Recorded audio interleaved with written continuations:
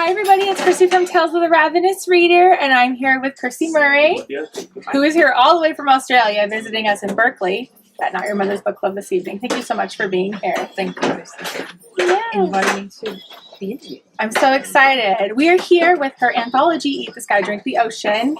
So excited. She has a finished copy, which I'm going to be picking up right after this. And so when I first got introduced to this book, I remember really clearly it was last year.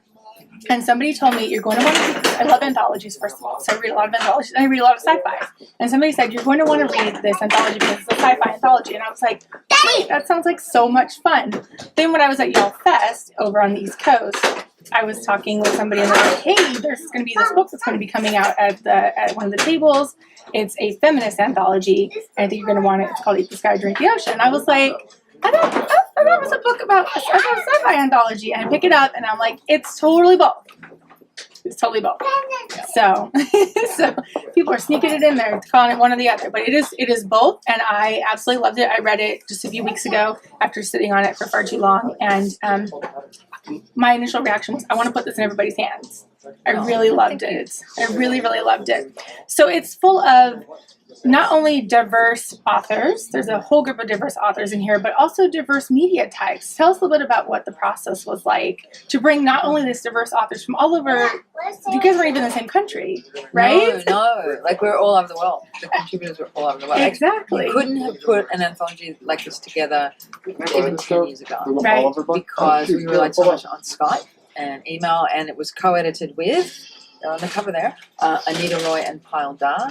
And Patil lives in Delhi, but she was often in Bangalore, which is in the south, and Anita lives in Delhi. So the three of us every week we had a Skype meeting, and I collaborated with Manjula Padmanabhan, who's an amazing Indian writer who actually lives in Rhode Island. So like I had so many clocks on my wall set for different countries and different times. So we had contributors all around the world. But the basic premise was it was an Indian Australian anthology. So it's really exciting to see it here in America because it sort of grew out of a conversation between India and Australia. Right. Where we were talking about, like, we're actually it's quicker to get to India than it is to get to America, and really in the last 30 years, Australia and India have become much closer, and we share a post-colonial history that we were both, well, they've broken away completely from England. They got independence in 1947. We got federated in 1901. So, but we have that shared, actually we have a shared sense of humour, which is really interesting. That even when you're watching Indian TV and it's in Hindi, I always get the jokes because you can, you can feel the mannerisms, the mannerisms that you can sort of, that's a shared thing. And we talked about what we'd like to see in an anthology, and Anita said, look, I'd really like it to be all girls. And I said, yes, I'd really like it to be all girls. And Patil said, okay. And she was really into it too. So the three of us sort of worked on it. And we wanted to do something really different, though. We wanted to be a little bit outrageous, because one thing I love about YA fiction too is I love the rise of the graphic novel. Yes, I love that aspect of it. I'm a huge graphic novel reader, so I was like, this is so great. Oh yeah, well, so there's 73 pages of graphics in it. And India has a terrific comic book culture, and so does Melbourne, my hometown. We're obsessed with comics. Who knew that? Wow. But India's comic book culture is really enormous. So, everybody was really on board for wanting to do that. Like, we wrote out lists of things we wanted. And there's 17 stories because people collaborated. Right. There are 6 graphic short stories, like where we got, just to make things really complicated, we decided that we were going to also match make.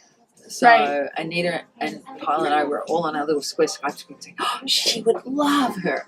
Oh, she'd get on so well with her. Why don't we make her? Why don't we do it? We'll make, Isobelle and Prabha. They are perfect. They would just so love each other.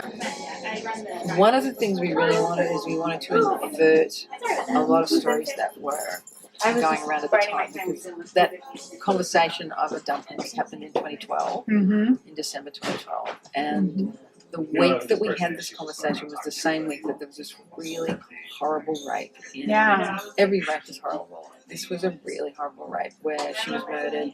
Her name was Kuzhali Singh Penni, and she was 23 years old. In Melbourne, 2 months earlier in September of the same year, there'd been this beautiful young woman who literally lived around the corner from this place she'd gone to, a campus she'd gone to have drinks with her friends, and she was abducted and raped and murdered and thrown into a ditch. And, you know, the upshot of that was the stories people were telling their daughters was be afraid. Right. Like, be really afraid. Don't go out on the street by yourself. Right. You know, don't feel safe. Don't feel bold. Just be afraid, because it's so scary being a girl. Right. And that is such a terrible message to tell anybody, to just be afraid. It's a terrible message to tell boys, and it's a terrible message to tell girls, and to live in fear is the opposite of a joyous life. You really changed that narrative in this book, though. Yeah. I mean, I really feel like the women in this book are very empowered. Oh, good. Very empowered. The girls in this book, they are very tough and very empowered and very into, you know, and you can really feel that. It feels like a safe place. It feels like a secure place. Oh, good. So I really enjoyed. That was something we really wanted with it, and we sort of were thinking about what it means to be a girl and the sort of stories we tell ourselves as girls and the sort of stories that were coming out to at that time. If you haven't picked up Eat the Sky, Drink the Ocean, I highly, highly, highly recommend it. And it's good for all ages, as far as young adult and up. So everybody should read this book. Boys and girls. Boys and girls. And women. Yes. Start a conversation with your friends. Have an argument. Yes. And that's the last thing I just want to say about it, is that what's been fantastic about seeing it come out in the States is that the stories people like here are really different to the stories they like in Australia, which are different to the stories they like in India. And that's really liberating as a reader and a writer, because you realize it's also subjective and that every book's going to offer somebody something different. Right. And within one collection, there are going to be stories that you think are great and ones you think, no, too weird, or I don't like that idea. And that's all cool. Right. There's a little bit of something for everybody, no matter where you live in the world. Yeah. That's awesome. And that people can like it differently from different angles. That's wonderful. That's really cool. Well, thank you for being here. And we'll see you later. Bye. See ya.